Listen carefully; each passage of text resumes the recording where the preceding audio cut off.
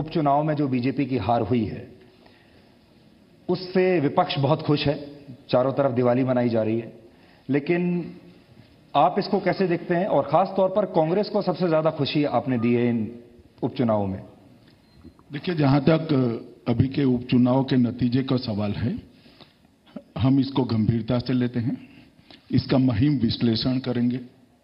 और जहां तक कांग्रेस का खुश होने का सवाल है, सारी की सारी सीटों पर जमानत जब्त कराकर अगर किसी पार्टी को खुशी मिलती है तो इसमें मैं कुछ नहीं कर सकता।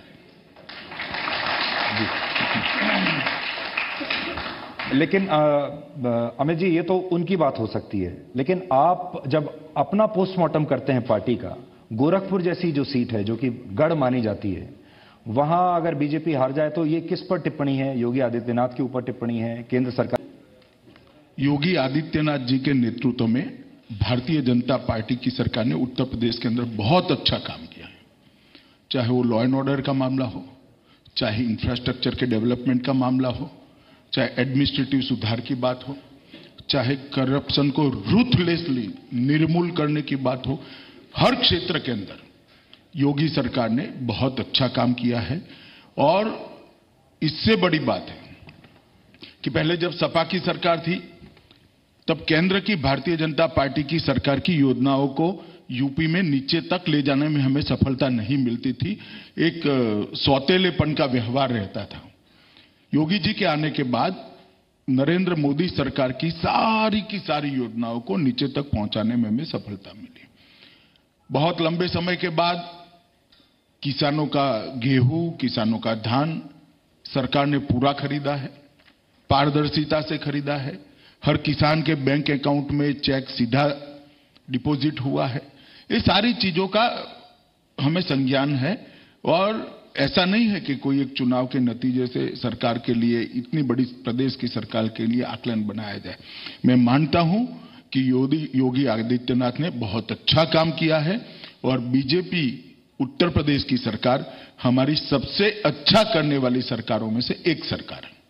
तो आज आप इस हार के दोष से योगी जी को बरी कर रहे हैं? बरी करने का सवाल नहीं है, मैं वास्तविकता बता रहा हूं।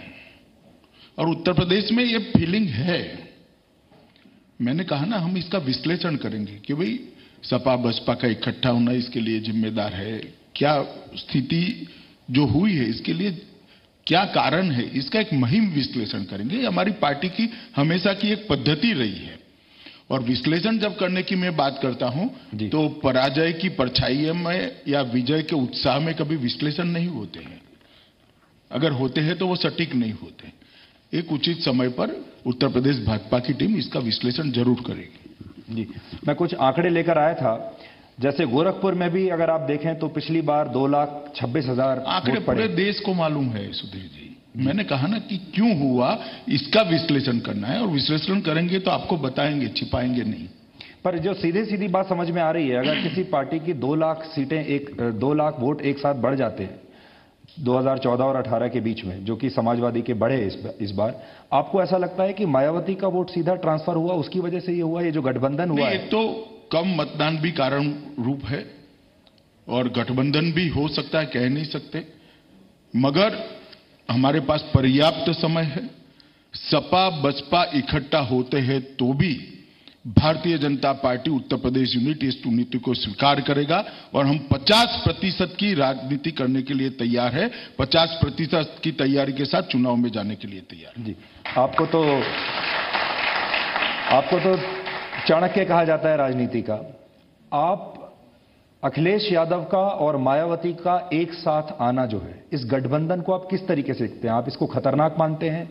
आप इसको सीरियस मानते हैं? मैं ऐसा मानता हूं कि हमेशा के लिए भारतीय जनता पार्टी का उत्तर प्रदेश में उदय हो चुका है। वरना ये दो पार्टियां कभी साथ में, इनके अस्तित्व का खतरा है। इतनी बड़ी कांग्रेस पार्टी अपनी जमानत जब्त करने के बाद देखिए चेहरे के रंग कैसे बदले हुए हैं। भैया आपको क्या मिला? आप कोई पूछते भी नहीं है उनको कि आपको क्या मिल गया। दूसरे के उत्कर्ष में खुश होने के दिन आ गए हैं। उस पर मैं आपसे बात करूंगा। क्योंकि आज कांग्रेस का सेशन भी था और आज सोनिया गांधी का लंबा भाषण था, तो आज उन्होंने फिर से आपके ऊपर आरोप लगाया है कि बीजेपी नफरत की राजनीति कर रही है, देश को बांट रही है, संसद के प्रति उन्हें कोई सम्मान नहीं है। और जो पूरी जो राजनीति है, जो लोग वो ये कहती हैं कि जो लोग देश की राजनीति से कांग्रेस का अस्तित्व मिटाना चाहते थे, अब उनको समझ में आ गया होगा कि ये मुश्किल है, ऐसा नहीं है, हम लोग कर्नाटक से कम बैक करेंगे। देखिए, जहां तक देश तोड़ने का सवाल है, नदी के इतिहास को आप पन्ने उल्टा कर देख लो। देश एक ही बार टूटा, 1947 15 अगस्त को, और उस वक्त हम नहीं थे। देश के विभाजन के लिए कांग्रेस जिम्मेदार है, और भारतीय जनता पार्टी का जब जब शासन आया, चाहे अटल जी के नेतृत्व में हमारी सरकार बनी हो, चाहे पूर्ण बहुमत के साथ नरेंद्र मोदी जी की सरकार बनी हो, राष्ट्रवादी ताकतें मजबूत हुई है, देश की सीमाएं सुरक्षित हुई है, देश में कोई बंटवारा नहीं। एक नए प्रकार की राजनीति की शुरुआत कांग्रेस करती हुई मुझे दिखाई पड़ती। मुद्दे है नहीं तो भय खड़ा करो, भाजपा ये कर देगी, भाजपा वो कर देगी, भाजपा फला कर देगी, भाजपा ढिका कर देगी, भ्रांति खड़ी करो, भाजपा ने ये कर दिया, भाजपा ने वो कर दिया। मैं इतना कहता हूं कि कांग्रेस पार्टी ने भाजपा ये करेगी या भाजपा ने ये कर दिया कहने की जगह हमने 50 साल में ये किया वो कहते तो जनता को ज्यादा पसंद आता। मैं पूछना चाहता हूं कि 55 साल कांग्रेस ने इस देश पर राज्य किया है, आजादी के बाद क्यों हर घर में बिजली नहीं पहुंची? क्यों हर घर में पीने का पानी नहीं पहुंचा है? क्यों महिलाओं के सम्मान की सुरक्षा के लिए शौचालय नहीं बने? क्यों हर घर में आप बैंक अकाउंट नहीं पहुंचा पाए थे? 19,000 गांव बिजली से महरूम क्यों रह गए थे? जवाब है क्या? कोई जवाब नहीं है। हमारे 4 साल के शासन में सुधीर जी, हमने 19,000 गांवों में से 15,000 से ज्यादा गांवों में बिजली पहुंचा दी है। और इस मई में देश में एक भी ऐसा गांव नहीं होगा जहां पर बिजली नहीं होगी। देश तोड़ने की और कौन दुहाई दे रहा है हमें? पार्लियामेंट की, लोकतंत्र की? वो लोग दे रहे हैं जिन्होंने गैर संवैधानिक तरीके से संसद का कार्यकाल 1 साल तक बढ़ा लिया था। एक ही रात में लाखों नेताओं को जेल में डाल दिए थे इमरजेंसी में। वो लोग कर रहे हैं जो संसद के अंदर आज चर्चा करने के लिए तैयार नहीं है। मैं इस मंच से कहना चाहता हूं, कांग्रेस पार्टी में हिम्मत है तो नियमों के तहत हर मुद्दे की जवाब देने के लिए भारतीय जनता पार्टी तैयार है। मोदी जी के पास ऐसा कुछ नहीं है जिसको छिपाना चाहिए। हम हर मुद्दे पर सार्वजनिक बहस करने के लिए तैयार है, मगर पार्लियामेंट आप चलने नहीं दोगे और ब्लेम भारतीय जनता पार्टी पर डालना। मैं मानता हूं कि देश की जनता इसको अच्छे तरीके से जानती है। जी, आज सोनिया गांधी ने यह भी कहा कि कर्नाटक से वो वापसी करेंगे, कांग्रेस की वापसी कर्नाटक से होगी। और जैसे इंदिरा गांधी ने 40 साल पहले चिकमंगलुरु से जीत हासिल करने के बाद पूरी राजनीति को पलट दिया था, वैसा ही दोबारा होने जा रहा है। 2014 के बाद जितने भी चुनाव हुए, इसमें कांग्रेस पार्टी की जो स्थिति हुई है, इसके आंकड़े सोनिया जी ने और राहुल जी ने देश के सामने रखने चाहिए। और मैं आपको भरोसे से बताना चाहता हूं कि हम 20 राज्यों में सरकार बना चुके हैं और कर्नाटक का काउंटिंग जिस दिन होगा, 21वां राज्य मोदी जी के नेतृत्व में भारतीय जनता पार्टी की झोली में। अमित जी, बीजेपी अच्छा कर रही है, जैसे आप बता रहे हैं, लगातार एक के बाद एक राज्य आप जीतते जा रहे हैं। लेकिन जब उपचुनाव की बात आती है तो उपचुनाव में बीजेपी का प्रदर्शन उतना अच्छा नहीं रहा। अब जैसे 20 सीटों पर अगर उपचुनाव हुए हैं, 9 सीट उसमें से बीजेपी की थी, उसमें से सिर्फ 3 को बीजेपी वापस जीत पाई है। तो लगातार उपचुनाव में जो हार है, इसको आप किस तरीके से देखते हैं? और अगर इतना काम हो रहा है तो बीजेपी उपचुनाव में कैसे हार जाती है? देखिए, मैं आपको बताना चाहता हूं, अभी ये जो आप सवाल कर रहे हो शायद कांग्रेसियों ने पकड़ाया लगता है आपको। नहीं, ये सच्चाई है। संसद के सेंट्रल हॉल में सारे कांग्रेसी बाग हो गए थे जी, और ये आंकड़े लेकर घूमते थे। और मुझे तो इतना आश्चर्य होता था, किस प्रकार की राजनीतिक सोच है। जिनके 11 राज्य छिन गए वो 11 पार्लियामेंट्री सीट पर खुश हो रहे हैं। हमने उनसे उनके 11 राज्य छीन लिए हैं। अभी 2 सीट जीतने का जश्न मना रहे हो, हालांकि वो नहीं जीते हैं, मगर अभी अभी त्रिपुरा, नागालैंड और मेघालय चला गया, इसका गम नहीं है, मलाल नहीं है। ये किस प्रकार की राजनीति है? अमित जी, पीछे हफ्ते 10 दिन में जो घटनाएं हुई हैं, जैसे उपचुनाव के नतीजे आ गए, टीडीपी ने समर्थन वापस ले लिया और 2-4 पार्टियों के बयान आ गए, उसके बाद सोनिया जी ने अपने घर में एक डिनर रखा, विपक्ष को इकट्ठा करने की कोशिश हुई और उत्तर प्रदेश में सपा बसपा का गठबंधन भी हुआ। अब कोशिश ये हो रही है कि मोदी वर्सेस ऑल ये गेम खेला जाए अगले लोकसभा चुनाव में। देखिए, इसमें मैं मानता हूं कि जो राजनीति का मुख्य ध्रुव होता है, जो पोल होता है, इसके खिलाफ सारे लोग एक जमाने में इंदिरा वर्सेस ऑल था, कांग्रेस वर्सेस ऑल था। आज मोदी और बीजेपी वर्सेस ऑल होता है तो बीजेपी के लिए बहुत अच्छे शुभ संकेत है, बहुत अच्छी बात है, क्योंकि हम इतनी ताकत बना पाए हैं कि हमारे खिलाफ सबको इकट्ठा होना पड़े। मगर ये कुछ होता नहीं है। जब नेतृत्व का सवाल आएगा, जब नेतृत्व का सवाल आएगा, जब सत्ता के बंटवारे का सवाल आएगा, तब सच्ची स्थिति मालूम पड़ेगी। काफी लोग वहां डिनर पे जाकर हमारे लोगों के भी संपर्क में हैं कि भाई जाना पड़ता है, अब जरा जाना पड़ता है, हल्के से लीजिएगा, इतना क्या है, वो तो ठीक है, आप नोता भेजो, आपके यहां भी चले आएंगे। इस प्रकार के फोन चलते रहते। पर आपको ऐसा लगता है कि देश में कहीं गठबंधन की राजनीति को लेकर दोबारा से लोगों को कुछ सपने आने शुरू हुए हैं, गठबंधन की राजनीति का दौर फिर से शुरू होने वाला है, ऐसा कुछ? मुझे लगता है कि इसमें सांप्रत राजनीतिक स्थिति जिम्मेदार नहीं है, चुनाव की डेट जिम्मेदार होती है। 19 नजदीक है तो स्वाभाविक रूप से सब अपने अपनी तैयारी की भी करेंगे, नए खेमे भी बनेंगे और अंततोगत्वा तो जनता ने तय करना है कि देश किसके हाथ में सौंपना है। आज तक आजादी के बाद सर्वाधिक लोकप्रिय प्रधानमंत्री जी के हाथ में सौंपना है या इस प्रकार की मीटिंग कर कर जो संतरे की तरह एक गठबंधन बना लेते हैं, जो छिलका खुलते ही अलग पड़ जाए, इस प्रकार के गठबंधन के। और एनडीए का गठबंधन बहुत मजबूत है।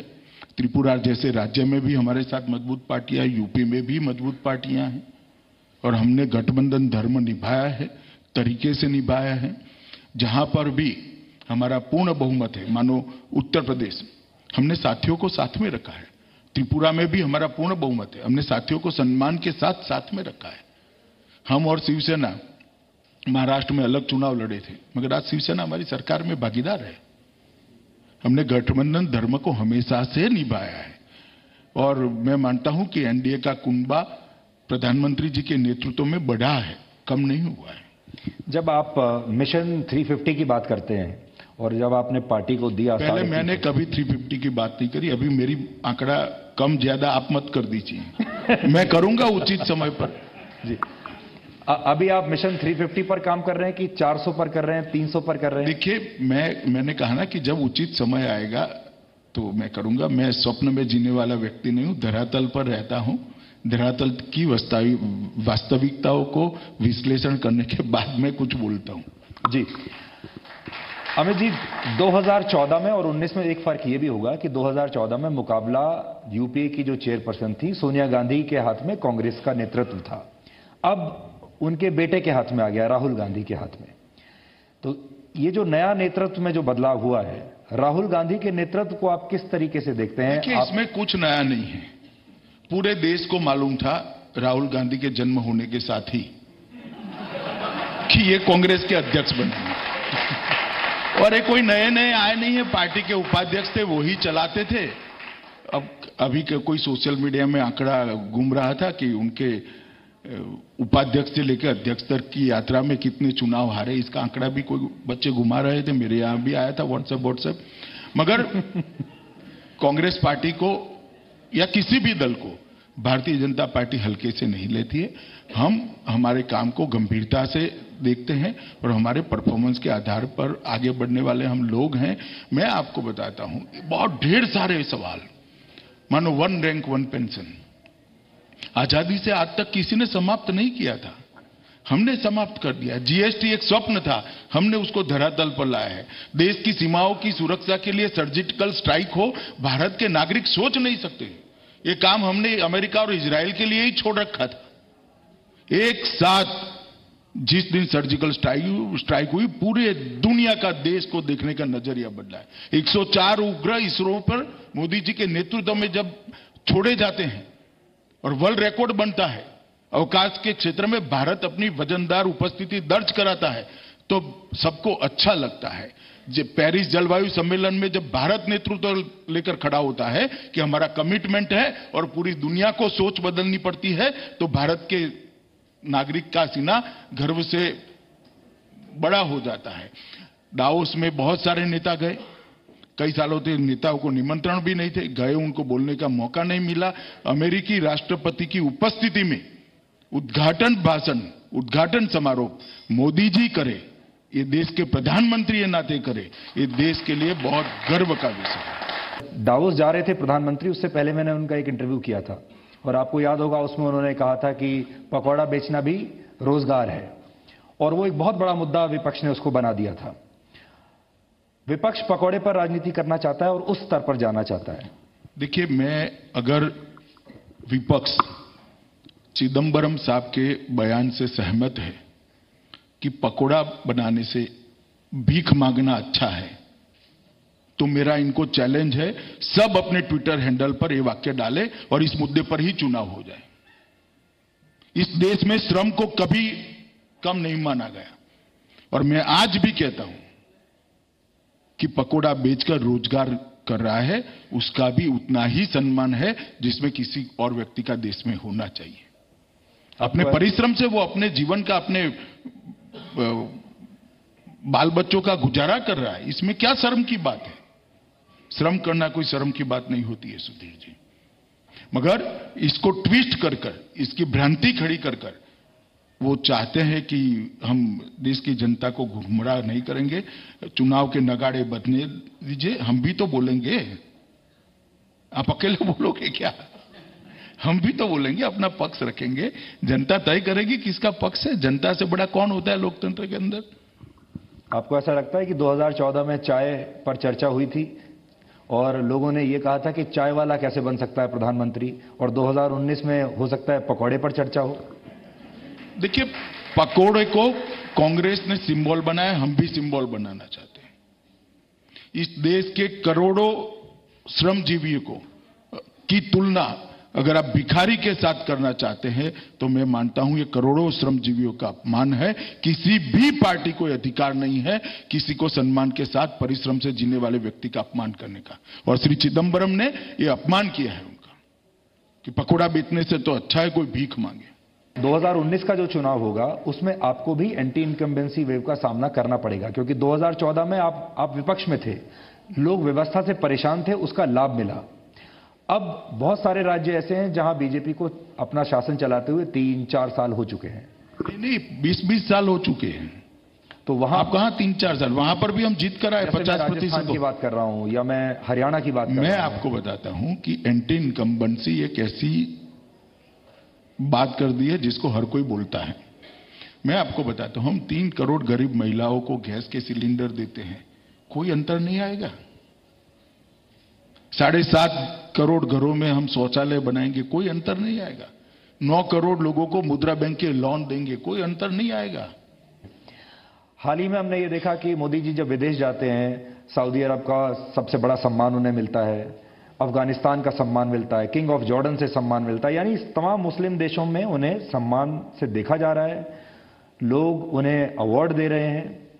लेकिन जब भारत में बात आती है तो वापस वही आरोप लग जाता है कि मुसलमान आपके साथ नहीं है। नहीं, आप जो कह रहे हैं एक प्रकार से पार्शियली वास्तविकता भी है, क्योंकि देश की राजनीति में 50 साल से माइनॉरिटी को भ्रमित करने का एक कैंपेन चला है और कांग्रेस पार्टी ने चलाया, आज भी चला रहे हो। आज भी खड़गे साहब का बयान देखिए, मैं यहां रिपीट नहीं कर सकता जी। इस प्रकार के बयान बोलना, इस प्रकार की राजनीति करना, तुष्टीकरण की राजनीति करना, एक छवि बनी है मगर बहुत लंबा समय नहीं चलेगी। ये एक साल में आज आप बताना चाहेंगे देश के लोगों को कि आपने ये एक साल में, ये भी हो सकता है कि सरकार ने और बहुत अपना रोड मैप बनाया हो, बहुत सारी चीजें ना कर पाई हो और ये एक साल में करने का सोचा हो। आपके मैनिफेस्टो में बहुत सारे वादे होंगे। ऐसी बात है कि रोड मैप मोदी जी ने घोषित ही किया है और 2022 तक देश को किस दिशा में ले जाना, वो एक अपना विजन देश की जनता के सामने रखा है और मैं मानता हूं कि इसी दिशा में भारतीय जनता पार्टी की सरकार जाएगी। बहुत सारे प्रोग्राम्स हमने जो इंप्लीमेंट करने के लिए रखे हैं, उसमें बहुत सारी मजल अभी हमें काटनी भी है, जैसे गैस के सिलेंडर देना, शौचालय बनाना, मुद्रा बैंक योजना की बात है, बहुत सारी चीजों में है। अभी अभी हमने 2 बड़े फैसले किए हमारी सरकार ने। एक, किसानों को अपनी फसल के जो लागत है उससे 1.5 गुना समर्थन मूल्य देने की हमने घोषणा करी है। सुधीर जी, बहुत बड़ी घोषणा है। इस देश का किसान आजादी के बाद से आज तक इस बात की राह देख रहा था कि कोई सरकार आए, कोई नेता आए और हमारी ये समस्या को एड्रेस करे। मोदी जी ने आज इसको एड्रेस करा है। दूसरा, इस देश के स्वास्थ्य क्षेत्र के अंदर गरीबों की स्वास्थ्यप्रद जीवन जीने का जो अधिकार है, उस स्थितियों के कारण वो अधिकार उसको प्राप्त नहीं होता था। मोदी जी ने 10 करोड़ गरीब परिवारों के लिए 5 लाख तक की सारी हॉस्पिटलाइजेशन की स्वास्थ्य सेवाओं को निःशुल्क करने का जो फैसला लिया है, मैं मानता हूं ये नमो केयर जो है वो आने वाले दिनों में इस देश के गरीबों के स्वास्थ्य के अंदर बहुत बड़ा परिवर्तन लाने जा रहा है। अमित जी, ये कैलकुलेशन करने में सबको बहुत मजा आता है और सिंपल कैलकुलेशन ये कहती है कि बहुत सारे राज्य ऐसे हैं जहां पहले ही पीक कर चुके हैं, जैसे उत्तर प्रदेश, जैसे राजस्थान, गुजरात, दिल्ली। यहां इससे ऊपर कुछ नहीं हो सकता। जो आप, तो जरूरी नहीं कि इस बार भी वहां से आपको सीटें आए, अब आपको नए राज्य तलाशने पड़ेंगे। भैया, उड़ीसा छूट गया है, बंगाल छूट गया है, नॉर्थ ईस्ट ऑलरेडी हम जीत चुके हैं। नॉर्थ ईस्ट में हमारे पास 11-12 सीटों की, अब आंध्र भी ओपन कर दिया चंद्रा बाबू जी ने, तो हमारी तो जाना ही है ना वहां। बहुत सारी जगह बाकी, अभी चिंता मत करो सुधीर जी। और हमने 4 साल के अंदर वहां हमारा संगठन बनाने का काम समाप्त कर दिया है, जो मोदी जी के विजय रथ के पहले जाकर चुनाव जीतने की पूरी भूमिका बना चुका है। मोदी जी जाएंगे वहां, ये राज्यों में हम निश्चित विजय पाएंगे। 2-3 मुद्दे ऐसे हैं अमित जी, जैसे धारा 370, जैसे राम मंदिर, ये हमेशा मैनिफेस्टो में जगह पाते हैं और अब 4 साल बीत चुके हैं। विपक्ष दोबारा, मैं मानता हूं विकास के आंकड़े आपके पास हैं, लेकिन ये ऐसे मुद्दे हैं जिनका आंकड़ों से कोई लेना देना नहीं, ये मस्तिष्क में, दिमाग में है। तो इसको कैसे आप एड्रेस करेंगे? हम कोई मुद्दे से नहीं भागे, बहुत सारे मुद्दे क्लियर भी करें। मैं इसको रिपीट करना नहीं चाहूंगा, आपको भी मालूम है। परंतु जहां तक राम जन्मभूमि का सवाल है, हमारे चुनावी घोषणा पत्र में हमने स्पष्ट कहा है कि कोर्ट के माध्यम से इसका निराकरण आएगा।